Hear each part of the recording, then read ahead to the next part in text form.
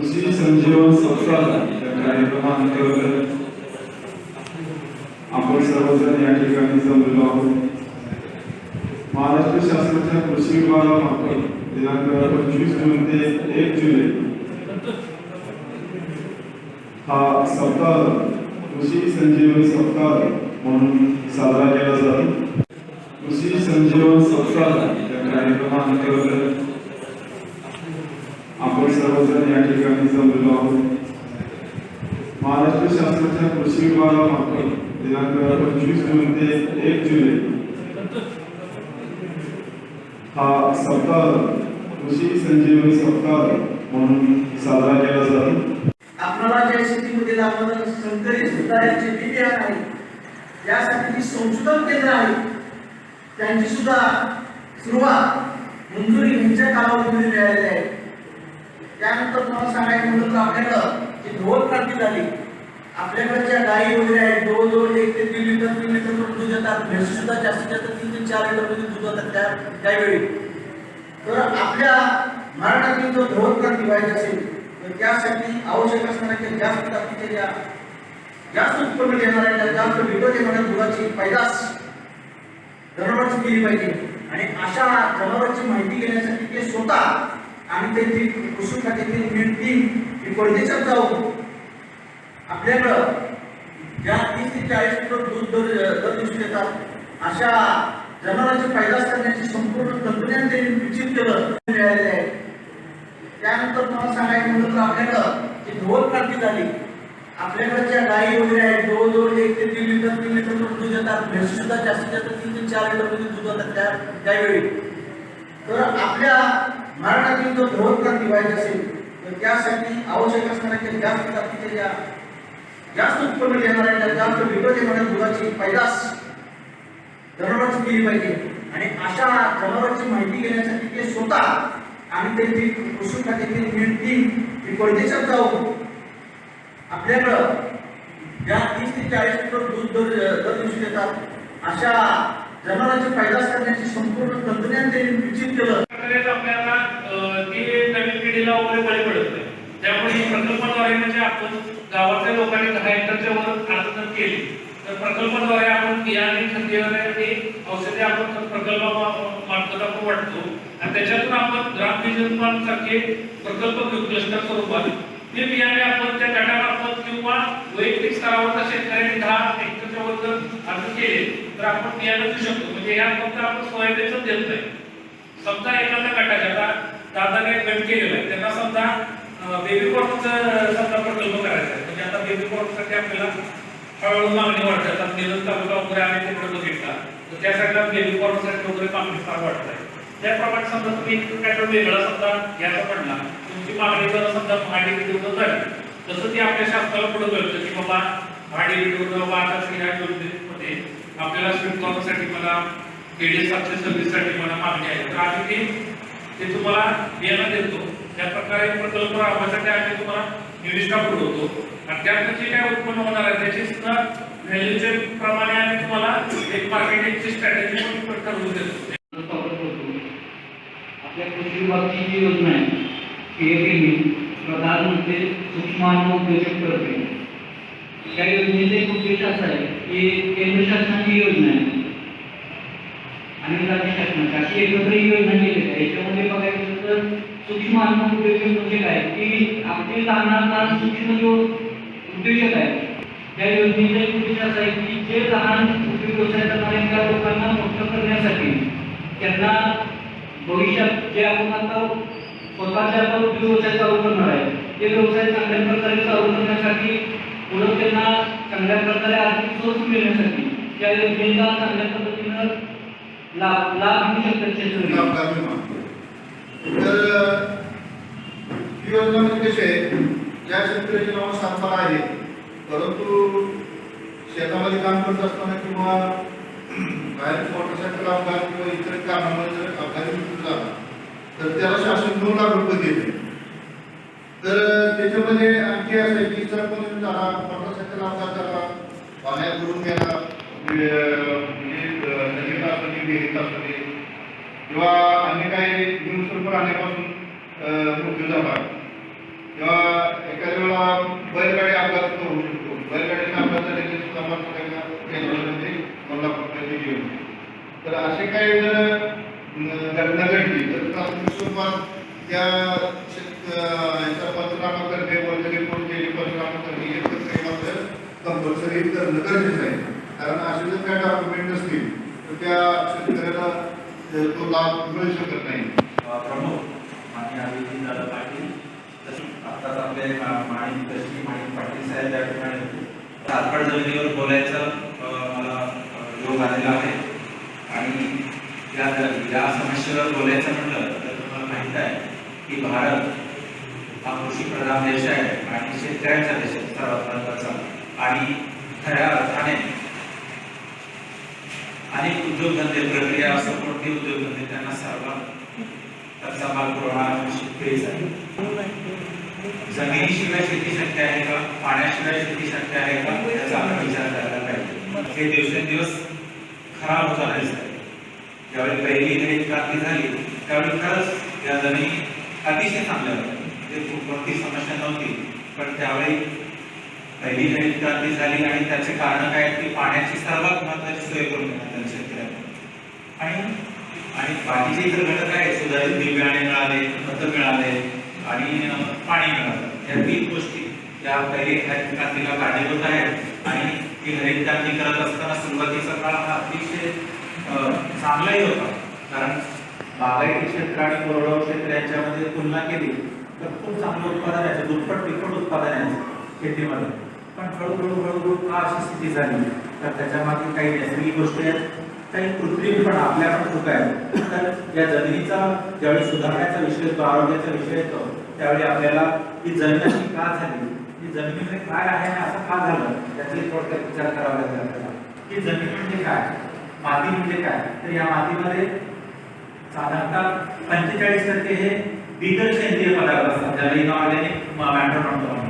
म्हणजे ज्याच्यामध्ये वाळू असेल, कोयटा असेल, चिकण मातीचं प्रमाण असेल, हे 45% असतं. साधारणतः मातीतला 50% भाग हा याचा झाला आणि राहिलेला 50% भाग कशासाठी असतो तर तो 50% भाग जो आहे तो तुम्हाला म्हणजे पडणार नाही. तर त्यातली 50% पैकी म्हणजे हवाच असते ती 50%, पण त्या 50% पैकी 25% जागा ही पाण्यासाठी असते. तर गोरगावमध्ये सुद्धा साधारणतः 2000 ते 2200 हेक्टर जमीन आहे, पण त्यातली 500 हेक्टर अशी जमीन आहे की जी आता पूर्णतः त्याच्याकडे तुरंत म्हणजे लगेच लक्ष देण्याची गरज आहे, पूर्णतः पडीक झालेली आहे. म्हणजे जमिनीत काय आहे, वेगवेगळ्या स्टेजेस मध्ये आहेत. काही एकदम लास्ट स्टेजला आलेले आहेत, ज्याला आता काम केलंच पाहिजे, काही मध्य अवस्थेत आहेत आणि काही आहेत ते प्रायमरी स्टेजमध्ये सुरुवात झालेली आहे आणि काही शेतकऱ्यांच्या चांगल्या पण जमिनी आहेत, पण भविष्यात हे असं होणारच आहे. तर या संबंधित आपण बोलताना हे म्हणजे रासायनिक आरोग्य खराब झालं तर काय होतं, भौतिक आरोग्य खराब झालं, जैविक आरोग्य खराब झालं आणि पिकाची उत्पादकता कमी होत गेली आणि बऱ्याच शेतकऱ्यांनी ती जमीन अशी सोडून दिलेली आहे. बऱ्याच ठिकाणी आता सांगलीमध्ये असं साधारणतः 50,000 हेक्टर असं आहे की ज्याच्यामध्ये कोणतंही पीक नाही. उल्हासनगर जिल्हा आहे, 2 लाख हेक्टर ते लागवडी कमी आहे आणि 1,38,000 हेक्टर ते बागायती आहे. आणि त्यातलं काही ना 91,000 क्षेत्र असं आहे जे 60 ते 65% क्षेत्र हे शार्पडीमुळे खराब होत आलेलं आहे आणि त्यातही 50 ते 52,000 हेक्टर हे पूर्णतः पडलेलं आहे. खूप मोठी समस्या होत चाललेली आहे. अनेक शेतकऱ्यांना जे शेतकरी होते ते शेत मजूर म्हणून काम करतायत. अनेक शेतकऱ्यांची मुलं हे शहरामध्ये जॉबसाठी पलायन करतायत जमिनीच्या पृष्ठभागावर आणि पावसाळ्यात ही समस्या आपल्याला जास्त दिसते. भारी काळ्या जमिनी आहेत आपल्या आणि एखादा मोठा पाऊस झाला की पृष्ठावर पाणी साठून राहतं आणि चांगलं सुंदर आलेलं पीक हे आपण 4 महिने वाढवलेलं असतं आणि एखादा मोठा पाऊस आला की असं होऊन जातं. इथं कारण ही जमीन चांगली आहे, उत्पादन चांगले आहे, सगळ्यांनी त्याच्यावर माती वगैरे टाकून बंद केलं. जसं सिटीमध्ये चाललं ना, मोठमोठे बंगले बांधायचे, घर बांधायचे, लगेच तिथं भरून टाकायचं, मोठं करायचं आणि पाण्याचा पाण्याचा जो नैसर्गिक मार्ग होता तो बंद केला आणि म्हणून पूर यायला लागले. पूर्वाचं दुसरं काही कारण नाही, हे कारण आहे महत्वाचं म्हणजे मोठी बिल्डिंग झाले जाणार. आता कोल्हापूरला तसंच आहे, सगळ्यांनी मध्ये चढ केले, पाणी वाहून गेले, सिटीमध्ये झालं पाणी. मानवी चुका याला सुद्धा जाणीव नैसर्गिक तर आहेतच, पण मानवी चुका अलीकडच्या काळामध्ये जास्त त्याला कारणीभूत ठरताना दिसतात. त्याचबरोबर सिंचन म्हणजे अति पाणी घेणं किंवा काय भागात पाणी असेल तर त्यावेळी त्याच्या गळती वगैरे यामुळे सुद्धा या ठिकाणी पाणथळ सारवून दिसतात. वर्षभर लागतो आणि त्यानंतर पिके यायला चालू होतात. कार्बोनेट, बायकार्बोनेट अशी क्षार मॅग्नेशियम कॅल्शियम हे जे याचे क्षार जे आहेत क्लोराईड सल्फेट वगैरे जे पाण्यात विरघळणारे आहेत ते याच्यात असतात आणि ते पाण्यावाटे निचरा पद्धतीवाटे सहज निघून जाऊ शकतात. ही पहिली समस्या झाली. ओळखायचं कसं तर सिंपल आहे. असे पांढरे क्षार असतील तर आपली जमीन क्षारयुक्त झालेली आहे असं ओळखायचं. ते पाणी असून सुद्धा ते पिकाचे कोणीतरी पाणी शोषून घेऊ शकत नाही, अन्नद्रव्य शोषून घेऊ शकत नाही. त्यामुळे तुम्हाला पीक हळूहळू वर करताना दिसते, काही ठिकाणी कमी जास्त वाढवताना दिसते, सूक्ष्म अन्नद्रव्य मिळत नाही आणि ओव्हरऑल तुमच्या पिकाची वाढ ही कमी होते, उत्पादन कमी होण्यामध्ये याचं एक कारणीभूत ठरतं. चला हे बरोबरच मी सांगतोय कारण खूप सांगायचं म्हणलं वेळ जाईल. चला पुढे नेक्स्ट दुसरी आहे बघा. अशा पद्धतीने तुम्हाला चांगल्या जाते असं डार्क कलरचं भू वाढलेलं असेल असा परिणाम दिसेल तुम्हाला, पण ही पांढरी जमीन असेल ते करपताना दिसतात, पिवळ्या होताना दिसतात, तर अन्नद्रव्य मिळत नाही. 70% पर्यंत क्लिअर जो अतिशय जमिनीला चिकट करून ठेवतो. तुम्ही पलटी नांगर मारताना पाहिलं असेल की ढेकळावर असं प्लास्टर सारखं दिसतंय, तर ते खाली पण करून येत असतं ते फरशी सारखं. तो एक काम म्हणजे या चिकण मातीमुळे होतं, जे क्ले जो पार्ट आहे त्याच्यामुळे होतं आणि ते नैसर्गिक या जमिनीमध्ये जास्त आहे आणि म्हणून या जमिनी या 100% पाणथळ आणि क्षारफळ होणारच आहे हे विधिलिखित होतं. तो इम्बॅलन्स आहे, म्हणजे क्षारांना खाली जाण्यासाठी पुरेसं ते पाणी पडायला पाहिजे ते पडत नाही. आता थोडीशी कमी झाली असेल, आता पण आहे काही शेतकरी वापरतात, पण 10 वर्षापूर्वी सगळ्यांच्या शेतामध्ये ही पद्धत होती. असं पाणी दिलं की शेतकऱ्याला अत्यानंद व्हायचा.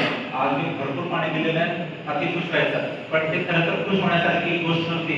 ते पाणी ज्यावेळी खाली निघून जाईल त्यावेळी त्या ऊसाची वाढ स्टार्ट होत असते. ज्यावेळी असं पाणी जोपर्यंत साठून राहील तोपर्यंत ऊस वाढत नाही, फक्त वाट बघत असतं की हे पाणी कधी निघून जाईल. असं पाणी म्हणजे त्याला शेवटचं पाणी हायड्रोस्कोपिक असं पाण्याला करणं ते म्हणतात. नंतर कारण काय की योग्य फेरपालटीचा अभाव, म्हणजे बरेच शेतकरी ऊस आणि ऊस बरेच वर्ष कधीतरी त्या जमिनीला विश्रांती दिली पाहिजे, कधीतरी बिगर पिकं, कधीतरी एकदल पिकं, कधीतरी हिरवळीचे पिकं, कधीतरी कमी लागणारे पिकं, कमी पाणी लागणारे पिकं, कधीतरी कोरडो पिकं, अशी पिकं याच्यामध्ये घेतली पाहिजे. जमीन तुम्हाला चांगली ठेवायची असेल, पुढच्या पिढीसाठी चांगली ठेवायची असेल, त्या जमिनीचं आरोग्य टिकवायचं असेल आणि चिरस्थायी या जमिनीवर उत्पादन घ्यायचं असेल तर असं आपल्याला केलंच पाहिजे. आता बरेच शेतकरी करताना दिसत आहेत. साधारणतः बरेच शेतकरी खारवट पाण्याचा म्हणजे काय आपल्या नदीचं पाणी सुद्धा त्याची क्वालिटी इतकी चांगली नाही. जसं पावसाळ्याकडून आपण उन्हाळ्याकडे येतो, उन्हाळ्यामध्ये त्याच्यामध्ये पाणी नदीचं पाणी क्वांटिटी कमी होत जाते, क्वांटिटी कमी झाल्यामुळे क्षार वाढतात आणि जास्तीत जास्त पाणी द्यायची गरज कधी पडते उन्हाळ्यात. म्हणजे कसं हे रिव्हर्स आहे, उन्हाळ्यात पाण्याची जास्त गरज पडते आणि त्यावेळी क्षार त्या पाण्यात जास्त असतात. म्हणजे आपलं कधी आम्ही अनालिसिस केलं की 0.8 म्हणजे कधी 1 पर्यंत इसी जातो. माझ्या गावामध्ये तर पाहिलं होतं की गावाचं पाणी नदीपर्यंत जात होतं. ही सिस्टीम होती पूर्वीची नैसर्गिक. आज नदीचं पाणी उलटं आहे, ते गावापर्यंत आहे. म्हणजे उलटं कारण काय ते नैसर्गिक निसर्ग संपलेला आणि बऱ्याच जणांनी ते मजूर टाकल्यामुळे अशी स्थिती आलेली आहे. रासायनिक खताचाही वापरायला कारणीभूत आहे, पण तितकं महत्वाचं म्हणजे फार तितकं कारणीभूत आहे असं म्हणणार नाही. पाणी आणि जमीन हे दोन गोष्टी याला मुख्य कारणीभूत आहेत. ते वॉर्मिंग पाहिजे डॉक्टरकडे गेलं तर सगळं सांगावं लागतं, तुम्ही कुठे गेला होता, काय झालंय हे सांगितल्यानंतर डॉक्टर निर्णय घेतो, बरोबर. तर तसंच मी ते सगळं तुम्हाला सांगितलं आणि त्यानंतर आपल्याला ते उपाय करायचे. तुम्हाला सांगितलं की अनुवंशिकदृष्ट्या ही जमीन निचऱ्याला गरीब आहे, पाणी निचरा करत नाही, पाणी धरून ठेवते. जरी थोडंफार निचरा केलं तरी खाली मात्र चिकट थर आहे, शाडूचा थर आहे, काही ठिकाणी एकदम गळचा थर एकदम कठीण झालेला आहे. काही वेळा आपण सारखं मशागत केल्यामुळे पलटी नांगर मारल्यामुळे वरचा थर थोडं भुसभुशीत वाटतं आणि खाली एकदम असं कशासारखं करता वाजायची पण गरज नाही. म्हणजे पाणी साठतं, पावसाळ्यात साठतं, इरिगेशन दिले की लवकर निचरावत नाही. हे असं पीक आहे फक्त 6% ते 7% क्षेत्रावर आहे. म्हणजे आता थोडंसं वाढलं ते जुनी आपल्याकडे असेल, आता साधारण 7%, 8% पर्यंत आलेल्या उसाला फक्त आपण 70% पाणी एवढं सिंचनासाठी म्हणजे पिकाला पाणी देण्यासाठी जेवढं उपयोग आहे 70% फक्त एकट्या उसाला जातं. 6 महिन्यातच ती कारण चिकट मातीचं प्रमाण आहे लगेच पुसते घासातच तरी आणि 6 महिन्यात पुन्हा त्याच्यामध्ये पान पण इतकं वाढतं की तुझं निचरा करायच्या उद्देशात सफल होताना दिसत नाही. त्यानंतर आपण सिस्टीम आहे त्याच्यावरही बोलणार आणि मूल निचरा पद्धती जे आपण वापरू शकतो त्या पद्धतीने याच्यात देखील याचा निचरा पद्धतीचे फायदे वाचायची गरज नाही कारण सर्वात आधी ती क्षार काढते, जमिनीत साठलेलं पाणी काढते, हे दोन्ही निघून घेतलं की जमिनीमध्ये हवा आणि पाणी व्यवस्थित राहतं. हे दोन्ही व्यवस्थित राहिले की जमिनीत ऑक्सिजन व्यवस्थित आलं, पिकाला ऑक्सिजन मिळतं आणि साधारणतः वरचा तर पिकांच्या वाढीचा जो थर आहे जमिनीबद्दल तो चांगला मोकळा होतो. त्यामुळे पिकांची मुळं खालीपर्यंत जातात आणि वेगवेगळ्या घरातली अन्नद्रव्य मिळायला चालू होतात आणि त्यामुळे त्याची वाढी चांगली होते. फक्त तो कापे फिल्टर जरी टाकले तरी तुम्हाला त्या निचरा पद्धतीमध्ये चांगले रिझल्ट येऊ शकतात. आणि ही सिस्टीम पूर्णतः जमिनीत आहे. एकदा आपण असं केली की पूर्ण वरून रुजून टाकतो, कोणत्या शेतकऱ्याला त्रास नाही, माझी जमीन वाया गेली असं म्हणायचं नाही. कारण उड्या जरी काढल्या इथं 5-6 फुटाची जमीन वाया गेली, परत तिकडे काढली 5-6 फुटाची, परत यांची हालचाल करायची आपल्याला अशा किती अडचणी आहेत. कंबाईन हार्वेस्टरने नांगर करायचे नाही जाऊ शकत नाही, त्याच्यावरच म्हणजे निचरा पद्धतीचं आउटलेट काढणारं पाणी हे तिथं पडत राहिलं पाहिजे. अशा अडचणी आहेत. काही पिकं आहेत, उदाहरणार्थ फळं पीक असेल तर तिथं तुम्हाला जास्त खोली दिलं पाहिजे, अन्यथा त्या फळ पिकाची मुळं ते पाईपमध्ये जाऊन चोप होण्याचा हा मोठा धोका असतो. म्हणून ते खोली ही पिकानुसार त्या ठिकाण परिस्थितीनुसार आउटलेट चांगली 3 मीटर वगैरे खोल जर असेल तर तुम्ही चांगली 1.5 मीटर खोली घेऊन जाऊ शकता. तर या अशा पाईप घ्यायचे आणि सरळ दुधाचे मुख्य पाईपची पाणी सगळ्यांचं या पाईपचं घेऊन जाणारे पाणी पाईप आहे ती घ्यायची, बीच करायची पाहिजे. तर साधारणतः ते करण्यासाठी हे आपल्याला त्याचा खूप फायदा होतो. कुठल्या स्टेजला आहे, किती पाणी लेवल आहे, त्याचा किती आहे, हे सगळं आपण रेकॉर्ड ठेवायचं आहे आणि त्यानंतर पुढे काय करायचं आहे त्याची सुधारणा सुद्धा आहे. आता सुद्धा आपण करायचं त्याच्या शेतामध्ये करत असतो. आणि हिरवी लाईन जी आहे ती संचित पाईप आहे, ज्याला लॅटरल म्हणतो, ज्याला छिद्र आहे आणि त्याच्यावर फिल्टर आहे. तर ती महत्वाची आहे की जमिनीत आपण पाणी जास्त दिलं तर छिद्रामधून पाजून ती पाईपच्या छिद्रामधून ती आत जाते. कारण काही काळी एकदा ती पाईप बसली की तिथं हालतच नाही पाहिजे ना, पूर्ण हे माती हालतच नाही, एकदम ते पाईपकडे भाग होऊन जाते, त्या जमिनीचे भाग होऊन जाते. तर आपण एक काय म्हणतो आपण सुरक्षा म्हणून एक काळजी म्हणून आपण ते फिल्टर हे वापरायचं आहे. ते मटेरियल लागतं. त्यानंतर हे इन्स्टॉल करण्यासाठी हे टेक्निकल आहे, आपण बघून घ्या. साधारणतः खोली किती घ्यायची, कमीत कमी तुमची डेप्थ ही 3 फूट तरी आली पाहिजे. कारण ऊसाचे मोठमोठे आपले ट्रॉलीज आहेत, 5-10 टनाच्या ऊसाचे ट्रॉलीज असतात, त्याचं काम पडतो. तुम्हाला माहिती आहे साधारणतः 1-2 फूट तर त्याची ताकद आत जाते. म्हणून त्याची खोली मात्र 3 फूट तरी असावी, अन्यथा त्याचा दाब पडून त्या पाईप फुटू शकतात. आपण शेतकऱ्यांना तयार करताना असं सांगावं लागलं की 1 लाख खर्च करतोय असं तुम्ही बघू नका, पण ती पुढं काय देणार आहे याचा विचार करा. 2 ते 3 वर्षात ती 1 लाख तुम्हाला आहे तशी देते परत, आणि 3ऱ्या वर्षानंतर काय हे 1 लाख पुन्हा काय नाही करत काय. म्हणजे असं कोणती गुंतवणूक योजना आहे का की फक्त 1 लाख मिळवायचे आणि कित्येक वर्षांचा फायदा घ्यायचा? कोणती सिस्टीम नाही. 1 लाख पहिल्या वर्षी गुंतवा एकरी आणि 3 वर्षात ती आहे तसे पैसे तुम्हाला परत करते आणि 4थ्या वर्षापासून कायम ती पुन्हा तेवढे पैसे देत राहणार कित्येक वर्ष. भूमिगत निचरा जास्त अंतरावर वापरली आणि मध्ये हा अंतर फिरवला तर निचरा व्हायचं प्रमाण दुप्पट होतं. म्हणजे साधारणतः 100 लिटर पाणी जात असेल तर ते 200 लिटर पाणी अशा पद्धतीने ते त्या निचरा पाण्याला जातं. म्हणून ह्या अवजार सुद्धा तितकंच महत्वाचं आहे. चला नेक्स्ट एक कसं आहे, साधारणतः जमिनीतून गेलं की असं तो होल करत जातो पाईप सारखं. कारण जमीन ही चिकट आहे, खाली एकदम चिकट जमीन आहे, त्यातून तुम्ही गोळा घेतला की असं एकदम बॉल सारखं होतं. तसे नांगर खाली गेलं की असं खाली पोकळ छिद्र होतं. चला असे त्यांचे पूर्ण आहे, चांगले मोठमोठे मैदान आहेत. किंवा क्रिकेटच्या ग्राउंड मध्ये सुद्धा हे वापरलं जातं, कारण की लवकर पाणी काढतो, 24 तासात जास्तीचं पाणी बाहेर काढतात अशी सिस्टीम आहे. हे सुद्धा तुम्ही सचिन निचरा प्रणालीच्या याच्यात वापरू शकता. असं सिंपल नांगर आहे, 35,000चा आहे आणि काम मात्र खूप चांगलं करतं. एकरी 15 टन काढवलं की त्याची किंमत तिथंच नाही. नदीच्या पाण्यात कसं आहे, पावसाळा आला की पावसाचं पाणी नदीमध्ये असतं, त्यामुळे त्याच्यातले क्षार बरेच कमी झालेले असतात. जसं हिवाळा येतोय तसं नदीतली पाण्याची क्वांटिटी कमी होत जाते.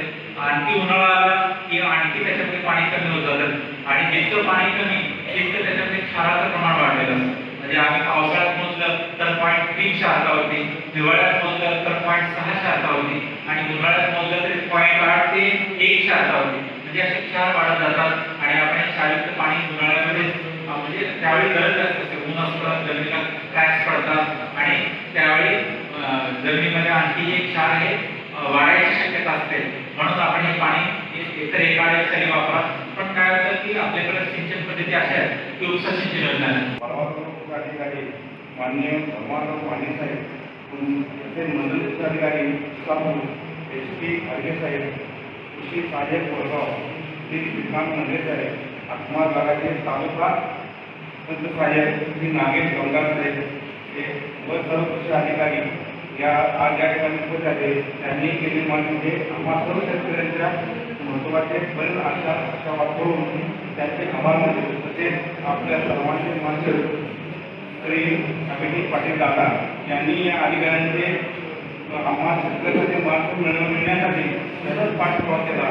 त्याबद्दल त्यांचे आर्थिक शेतकरी सहाय्यता वडगाव यांच्याकडे आभार मानतो व हा कार्यक्रम झाला.